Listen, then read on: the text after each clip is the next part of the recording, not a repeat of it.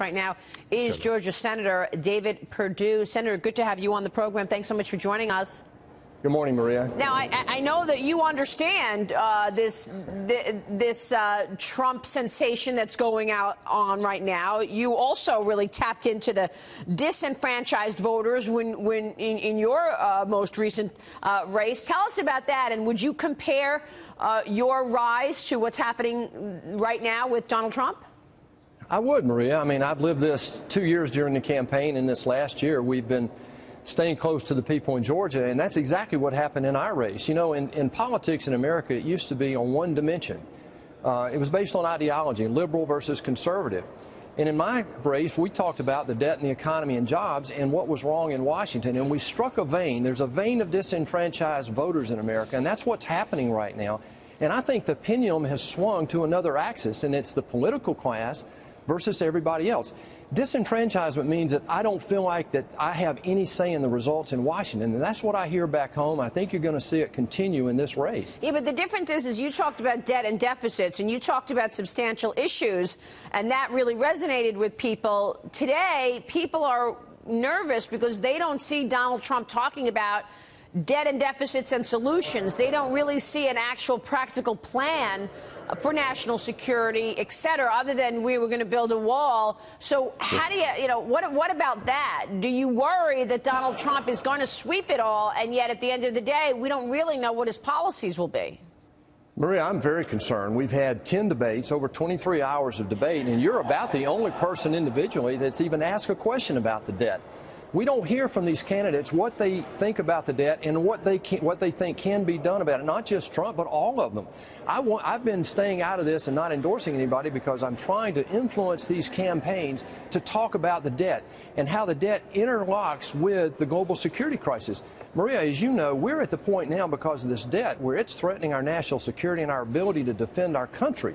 And that's what we're talking about right now, and I hope to hear that in the coming weeks. Right. Good morning, Senator Perdue. This is Morgan. How are you? Good morning, Morgan. One of the things that I think has been great that you've been one of the only senators to talk about in Washington is term limits and how that ties into the budget process and the debt. Can you tell us a bit more about that? Well, yeah, first of all, the budget process is broken. It's only worked 4 times in the last 40 years since 1974. And there's no surprise, frankly, that there is a correlation between this growing debt crisis and the fact that we don't have term limits. I mean, we have 60 U.S. senators who've been in elected office of one kind or another for over 20 years. 36 senators have been in elected office for more than 30 years. I just don't think the founding mothers and the founding fathers ever had that in mind. It was too onerous to serve in Congress. Today, it's a political class, and that's what you're seeing in the presidential race, and I saw it in my race, is that people want to be heard in Washington, and the political class is not listening. Right. Senator, I want to ask you about the debt with interest rates as low as they are. It's hard to get people nervous about our national debt. And our last guest earlier in the hour was talking about fair share. And I wanted to point out that 45% of Americans, and this hurt Mitt Romney when he was running, 45% of Americans paid no federal income tax. So almost half the country isn't paying 1 red cent to fund our military. How do you change that when you have a candidate like Donald Trump that wants to codify that and say, hey, half the country doesn't have to pay income tax? Well, let's first look at the problem. Right now, we are in a 7-year period where we've had fundamentally 0% interest rates. Just the quarter-point Fed fund rate will indirectly cause $50 billion of new interest to have to be paid by the federal government. If interest rates went back to just their 50-year average of only 5%, and I remember double-digit inflation and double-digit interest rates, but if interest rates go back to 5%, we'll be paying $1 trillion of interest by the federal government.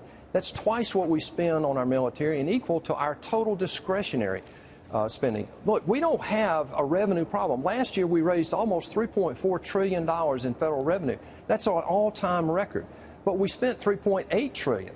Now, in 2000, the federal government only spent $2.4 trillion in 2015 dollars, and that's the problem, is that we've had an explosion in the growth of federal government. All right, we will leave it there. Senator, hopefully these conversations will rise, and we will hear more about that and solutions as well. We appreciate you joining us this morning. Thanks, Guy. I love your show. Thank you so much. Senator David Perdue joining us.